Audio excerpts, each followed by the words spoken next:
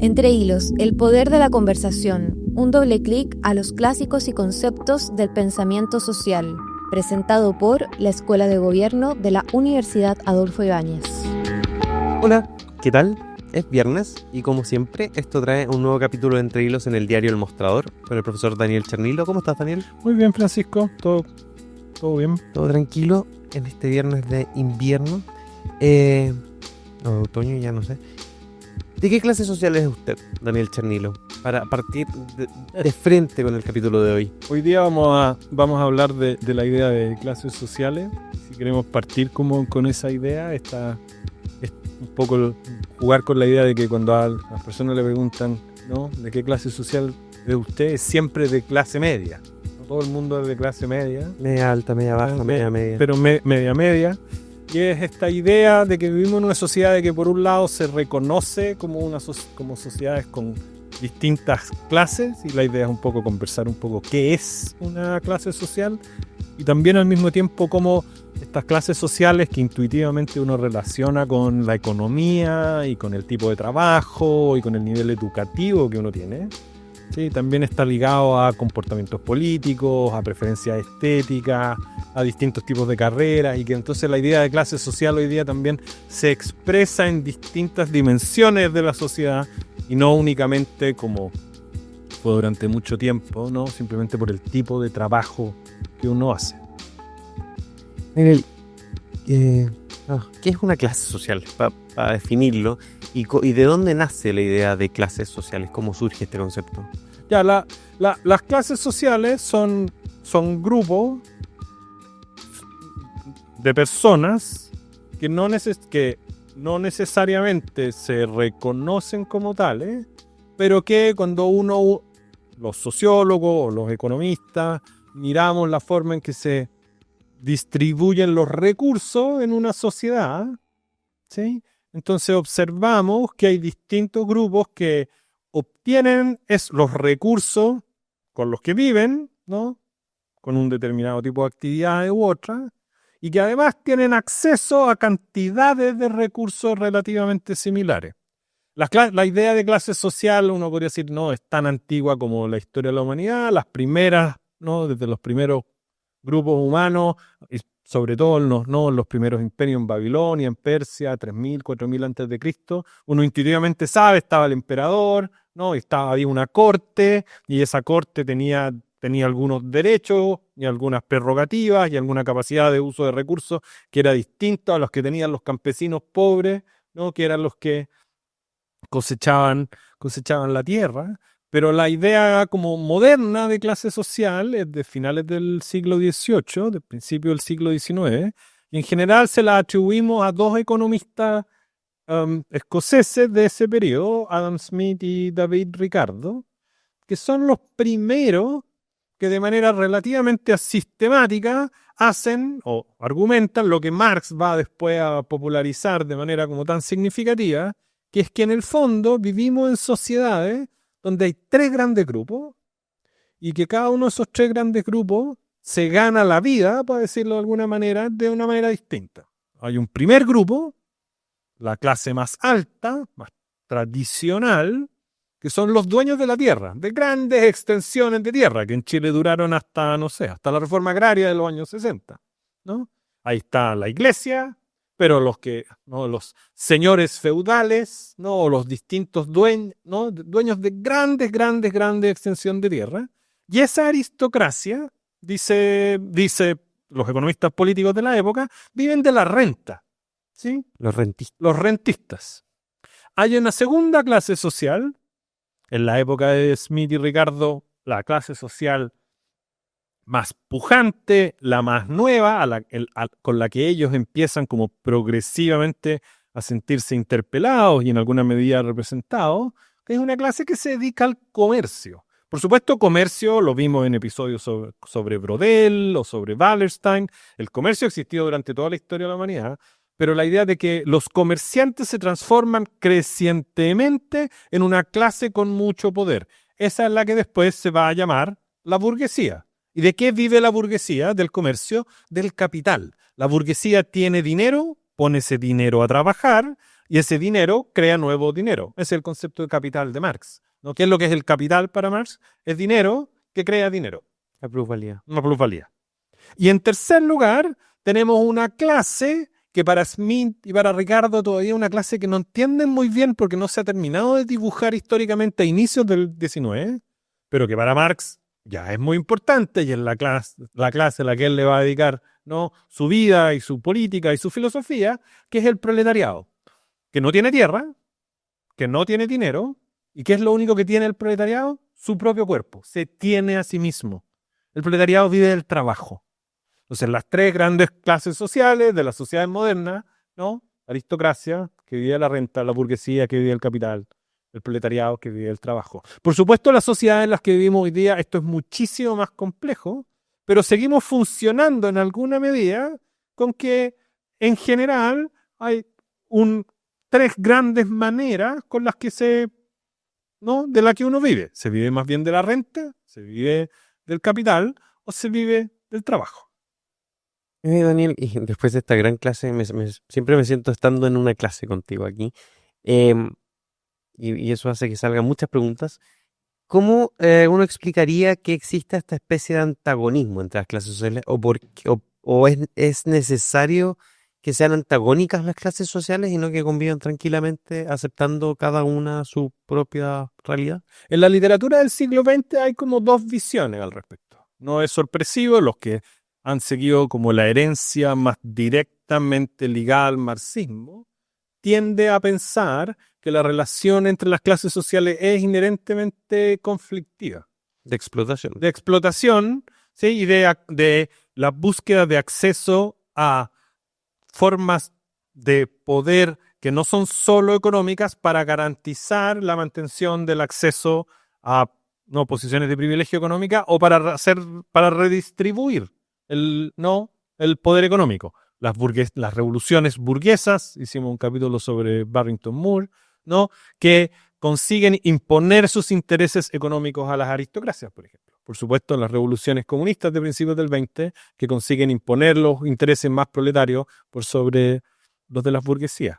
Pero hay una segunda tradición, que posiblemente hoy día es la tradición mayoritaria, que no tiende a verlas como un conflicto como irresoluble necesariamente, sino que tiende a pensar sobre todo, y eso es algo que en esta literatura más antigua no aparece, gracias al rol que empieza a jugar crecientemente el Estado en la economía, el Estado se transforma, si no en un árbitro, al menos en un temporizador de estas relaciones de clase.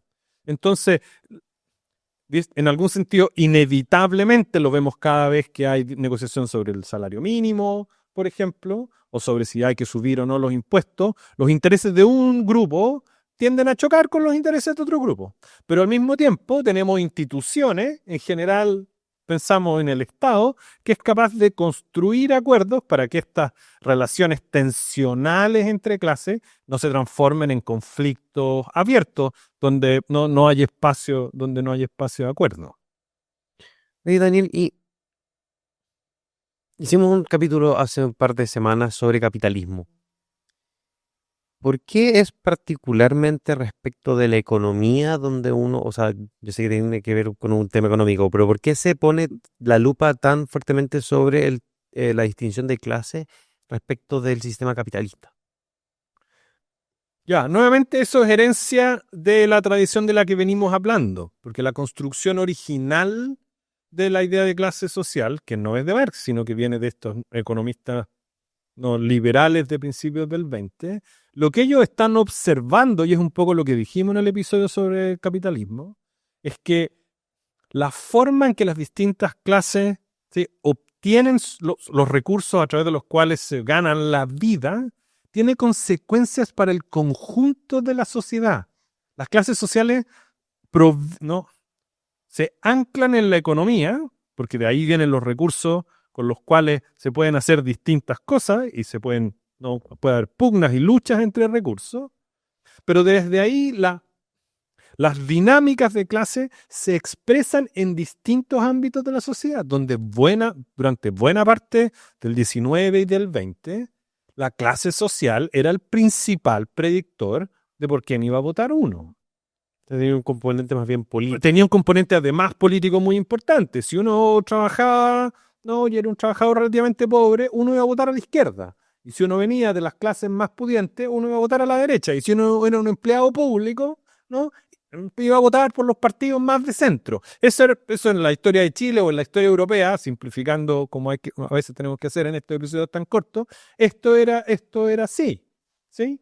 Entonces, hay un factor político muy importante a contar de la segunda mitad del siglo XX, y sobre todo ya de contar de los 70 en adelante. Hay un sociólogo muy importante, nos hicimos un episodio sobre él, que se llama Pierre Bourdieu, que es el que instala la idea, como medio definitivamente, de que, bueno, sí, las clases tienen relación con la política, pero las clases tienen relación con la educación. Si usted tiene, ¿no?, los hijos de ingenieros ¿no?, tienden a tener un tipo de trabajo distinto y una visión del mundo algo distinta que los hijos de los zapateros y que los hijos de los filósofos incluso. Y que los hijos de los filósofos o de los artistas tienden a tener una visión respecto de qué es lo que es alta cultura, de qué es lo que es la sofisticación, de qué es lo que son los modales en la mesa, de qué es lo que es vestirse bien, ¿no?, que entra en competencia con las de las otras clases sociales, y que los distintos grupos, cuando pugnan como clases sociales por acceso a los recursos, no están peleando o no están luchando solo por recursos económicos, sino también por recursos culturales, también por recursos sociales, también por acceso a un conjunto de otros bienes que no son exclusivamente bienes económicos. Voy a hacer un alto ahí porque quiero recordarles que este programa es presentado por la Escuela de Gobierno de la Universidad Adolfo Ibáñez y el proceso de admisión del año 2026 para el doble título en Ingeniería Comercial y Sociología. Habiendo dicho eso, y de nuevo no quiero perder el hilo, ¿qué pasó en el siglo XX, a fines del siglo XX, si uno cree, quizás estoy temporalmente equivocado, con esta ruptura entre la relación política y la relación de clase? Porque si hoy día uno piensa, por ejemplo, en las personas más cuicas que conozco, para usar una palabra bien chilena, escuchan reggaetón. Y alguien podría decir, oye, eso es súper de clase baja.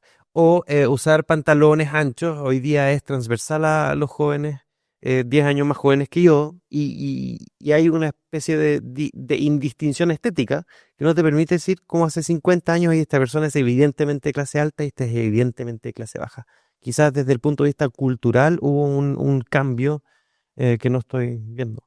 Hay un argumento que se hace, no tanto, pero que se hace de vez en cuando en la literatura, que es decir que el concepto mismo de clase social queda un poco obsoleto. Está de moda de... Justamente por lo que acabas de decir tú, ¿no? En una sociedad posmoderna, hicimos un episodio sobre posmodernidad sobre Lyotard, ¿sí?, la diversidad cultural, ¿sí?, el pastiche, la hibridez, ¿no?, de todas las expresiones artísticas, estéticas, filosóficas, hace que esta idea de clase sea una cosa un poco como oxidada, un poco rígida, y que la vida contemporánea no es así.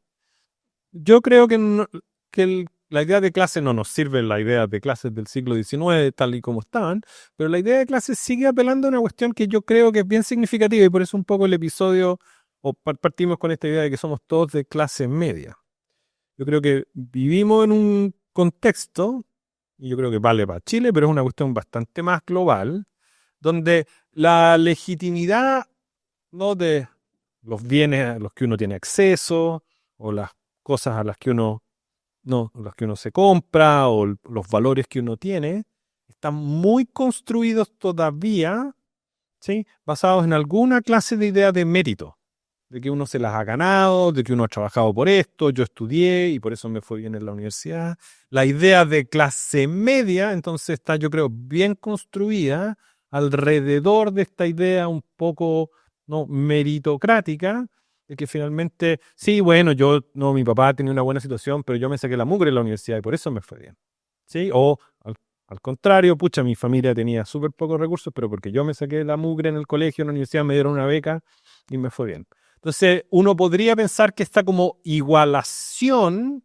a la que tú hacías referencia, en realidad es esta suerte como de encontrarse en una suerte como de espacio intermedio donde nadie es de demasiado clase alta, nadie se presenta a sí mismo, o muy poca gente, como de demasiado clase alta, y en la medida en que se legitiman formas culturales del reggaetón que vienen de clases más populares, pero entonces también se transforman ¿no? También se hacen más aceptables en la medida en que los distintos grupos no la van tomando. Entonces yo creo que hay como una suerte como de igualación o de acercamiento como hacia el medio, que uno diría como en distintas formas culturales, que como que refuerzan esta idea de que, bueno, somos todos un poco de clase media, a todos nos puede gustar el reggaetón un poco. A mí me cuesta bastante, pero me lo colocan en el auto de vez en cuando. Voy a, Mi hija.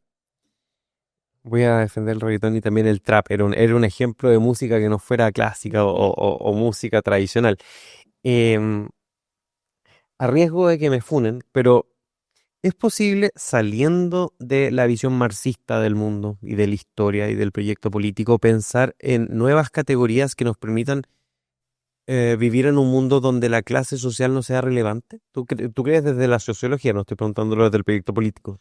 A ver, la literatura que llamamos como la literatura sobre estratificación social, lo que ha hecho no es abandonar completamente el concepto de clase, sino más bien acoplarlo, complejizarlo, para integrar como algunas otras dimensiones que a veces quedan como opacadas o subsumidas a la idea de clase y que tienen valor en sí mismas y que además al visibilizarlas también permiten complejizar la idea misma de clase.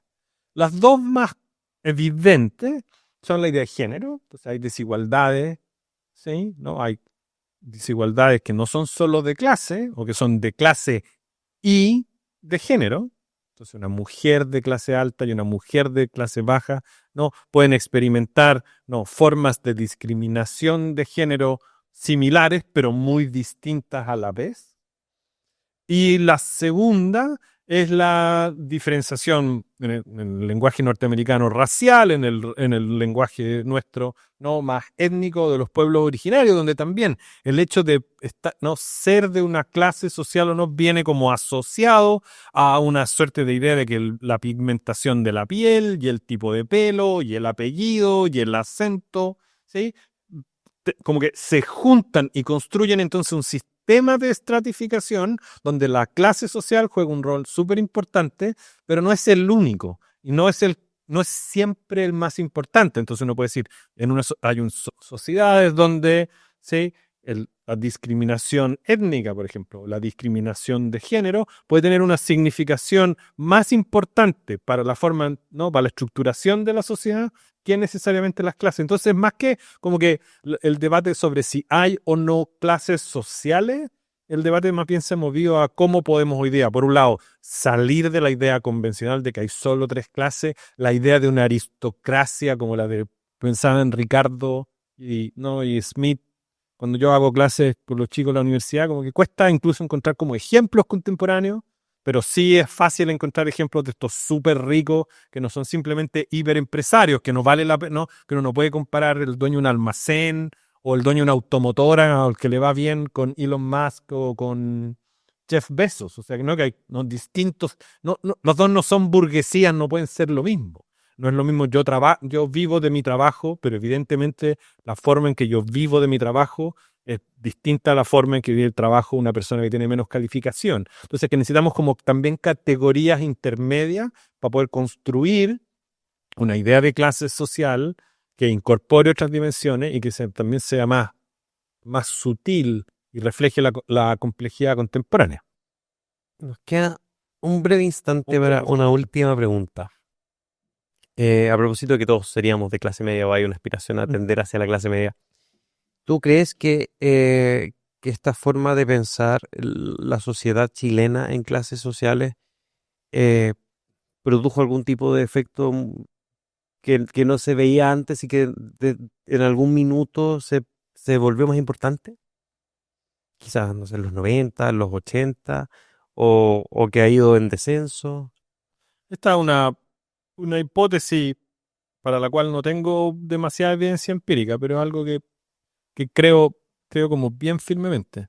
Yo creo que buena parte de la explicación del estallido social está construida sobre la base no de que toda la gente que fue a protestar no se veía a sí mismo como de clase media, pero sí con que la revolución educativa que tuvo el país entre la segunda mitad de los 90 y hasta hace 10 años, en que muchísimos jóvenes entraron a la universidad y se transformaron en los primeros profesionales de su familia, más allá del éxito económico o no que eso les haya distribuido, les haya entregado, sí les hizo ver la sociedad de otra manera. O sea, ya no se veían no como actores tan pasivos de la sociedad, sino como actores que querían reivindicar sus derechos de manera muchísimo más activa. ¿Sí? Porque la salud que recibían sus padres no servían, porque las pensiones que reciben sus abuelos son pensiones de miseria. Y en alguna medida, no digo que se haya sido una reivindicación de clase media en un sentido un poco caricaturesco, pero si uno mira después lo que pasó y el rechazo de los dos proyectos constitucionales, entonces parece que no es que Chile quería transformarse en un país tan radicalmente distinto al que era, pero sí quería que hubiera un reconocimiento como más fundamental de que hay un conjunto de cosas que respecto a las cuales todos no podemos ser parte, que nos merecemos todos como parte de esta comunidad nacional. Y en ese sentido, yo creo que sí hay un efecto que tiene que ver como con esta idea de esta clase media como súper extendida, que en alguna medida es parte del ideario que terminó como decantando por este año. Bien, Daniel Chernilo, no hemos esquivado en este caso ninguna bala, creo, pero te agradezco el episodio y la claridad conceptual, por cierto, y a ustedes les agradezco por seguir escuchándonos entre hilos del mostrador. Hasta la próxima. Chao, Daniel. Próxima semana. Chao, gracias, Francisco. Entre hilos, el poder de la conversación, un doble clic a los clásicos y conceptos del pensamiento social. Fue auspiciado por la Escuela de Gobierno de la Universidad Adolfo Ibáñez.